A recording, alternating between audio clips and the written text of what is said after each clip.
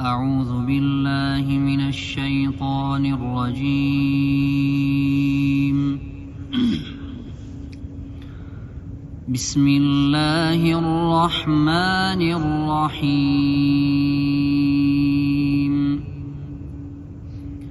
لا أقسم بيوم القيامة ولا أقسم بالنفس اللوامة. أيحسب الإنسان أن لن نجمع عظامه بلى قادرين على أن نسوي بنانه بل يريد الإنسان ليفجر أمامه يسأل أيان يوم القيامة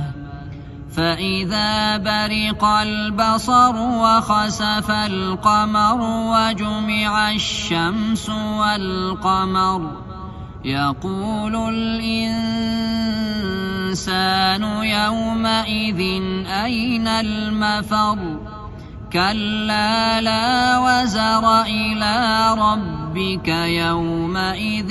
المستقر ينبأ الإنسان يومئذ بما قدم وأخر بل الإنسان على نفسه بصيرة ولو ألقى معاذيره لا تحرك به لسانك لتعجل به إن علينا جمعه وقرآنه فإذا قرأناه فاتبع قرآنه ثم إن علينا بيانه كلا بل تحبون العاجلة وتذرون الآخرة وجوه يومئذ ناظرة إلى ربها ناظرة ووجوه يومئذ باسرة تظن أن يفعل بها فاقرة كلا إذا بلغت التراقي وقيل من راق وظن أنه الفراق والتفت الساق بالساق إلى ربك يومئذ المساق فلا صدق ولا صلى ولكن كذب وتولى ثم ذهب إلى أهله يتمطى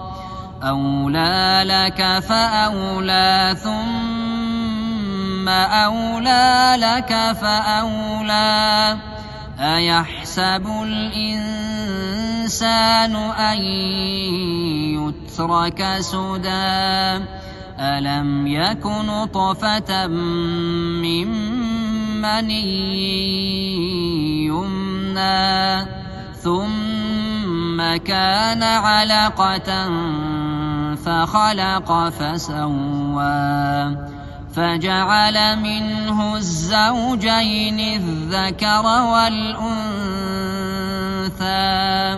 أليس ذلك بقادر على أن يحيي الموتى صدق الله العظيم.